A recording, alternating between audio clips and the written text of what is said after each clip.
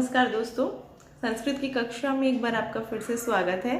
तो आज का हमारा विषय है शब्द रूप। और शब्द रूप को समझने के लिए हम शुरू से शुरुआत करेंगे, जिससे आपको शब्द रूप भली भांति समझ में आ जाए।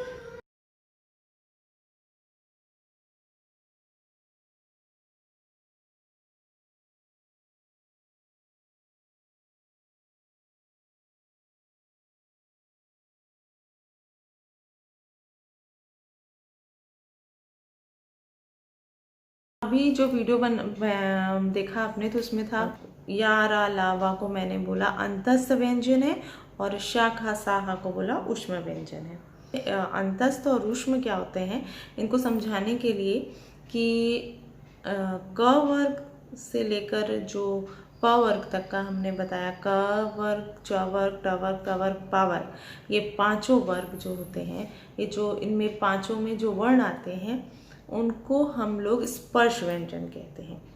ठीक है, जैसे अगर परीक्षा में पूछा जाए कि स्पर्श व्यंजन में कौन से वर्ग आते हैं, तो क से लेकर के माँ तक के जितने वर्ण हैं वो सभी स्पर्श व्यंजन आएंगे। और स्पर्श कहाँ होता है? स्पर्श मीन्स होता है छूना। लेकिन क्या छू रहे हैं? जो इन वर्णों को उच्चारण करने में जो हमारी जीवा होती है, जीव जो होती है हमारे कंठ से छू रही होती है। आप इसको उच्चारण करके देखिए, क में देखिए कि आपकी जीभ कहाँ पर छू रही है, कंठ पे यानी गले में, तो इनको स्पर्श व्यंजन कहा जाता है। इसके बाद य र लावा को अंतस्थ व्यंजन कहते हैं। अंतः मीन्स अंदर से, जिनके उच्चारण में मुख में श्वास को थोड़ा देर रोक लिया जाता है। जब इनका उच्चारण होता है तो श्वास थोड़ी देर के लिए रुक जाती है, जो कि आपको पता भी नहीं चलेगा। इनको पढ़िए, या रा ल व, ठीक है, तो इनको अंतस्थ व्यंजन कहा गया है। इसके बाद आता है श ख स ह। इनके उच्चारण में मुख से हवा निकलती है। स ख स ह, तो इनको ऊष्म व्यंजन कहा गया है।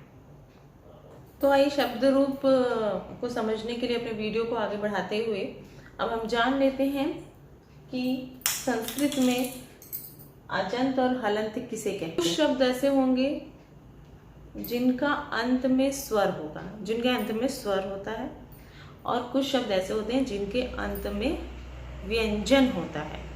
तो जिनके अंत में स्वर हो, जिन शब्दों के अंत में स्वर होता है, उन्हें अजंत कहते हैं या स्वरांत कहते हैं संस्कृत में। और जिन शब्दों के अंत में व्यंजन हो, उन्हें हलंत कहते हैं या फिर व्यंजनांत कहते हैं। व्यंजन हो जिनके अंत में। हलंत का मतलब, जैसे आप लिखे और ये हलंत नहीं है, ये हलंत नहीं, हलंत को व्यंजन कहा जाता है।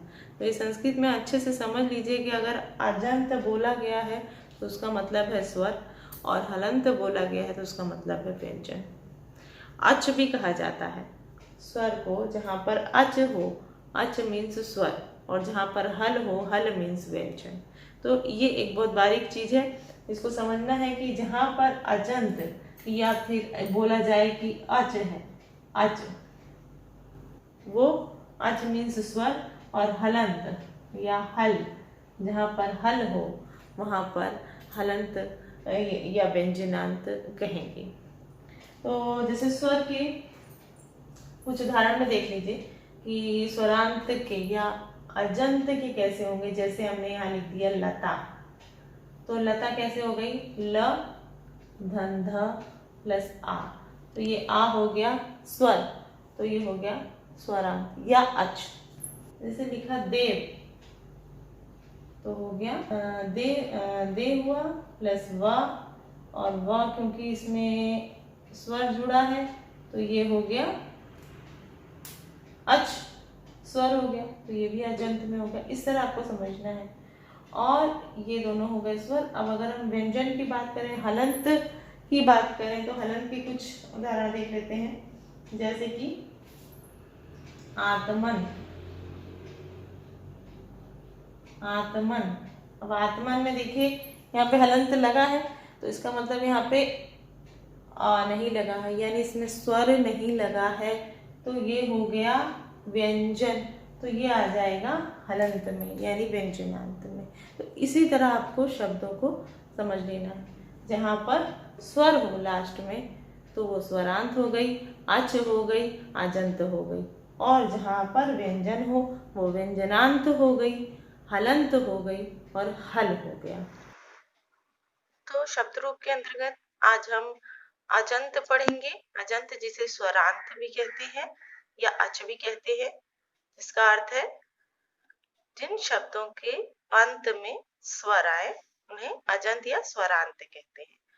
और इनके अंतर्गत आ जाएंगे आकारांत, अर्थात अ है जिसके अंत में आकारांत, आ है जिसके अंत में इकारांत, इ है जिसके अंत में ईकारांत, ई है जिसके अंत में उकारांत, उ है जिसके अंत में उकारांत, ऊ है जिसके अंत में रीकारांत, री है जिसके अंत में एकारांत, ए है जिसके अंत में ओकारांत, ओ है जिसके अंत में औकारांत, औ है जिसके अंत में इत्यादि। ये सभी स्वर हैं, इसलिए इन्हें अजंत या स्वरांत भी कहा जाता है।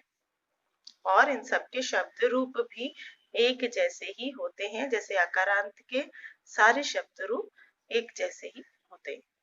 और एक विशेष बात है कि अजंत या स्वरांत तीनों लिंगों में विभक्त होते हैं, पुल्लिंग, स्त्रीलिंग और नपुंसकलिंग। हाँ, तो नेक्स्ट अब हमारा है हलंत। हलंत जिसे हल भी कहते हैं और जिसे व्यंजनांत भी कहते हैं, यानी जिसके अंत में व्यंजन हो वह हलंत या हल या व्यंजनांत कहलाएंगे। और उनके अंतर्गत आते हैं जकारांत, ये जा है, यानी जिसके अंत में जा शब्द आए, जा वर्ण आए, वह जकारांत कहलाएगा। जिसके अंत में ता आए वह तकारांत कहलाएगा। जिसके अंत में ना आए नकारांत, जिसके अंत में स आए सकारांत, जिसके अंत में च आए चकारांत, जिसके अंत में द आए दकारांत, तो ये सब व्यंजन है। शकारांत, शकारांत, तो ये सब व्यंजन हैं जिनके अंत में व्यंजन आते हैं, वो इस तरह से कहलाएंगे। तो अब इसमें भी वही सेम बात है जैसे कि अजंत में थी कि जकारांत के सारे शब्द रूप एक जैसे चलेंगे और दकारांत के सारे एक जैसे चलेंगे, चकारांत के एक जैसे चलेंगे शब्द रूप। तो हमें उन सब में से सिर्फ एक एक शब्द रूप को याद करने की जरूरत है। और इसमें भी बस एक बात और ध्यान देनी है कि अजंत की तरह इसमें भी पुल्लिंग, स्त्रीलिंग और नपुंसकलिंग होते हैं, यानी पुल्लिंग, हलंत, स्त्रीलिंग, हलंत और नपुंसक।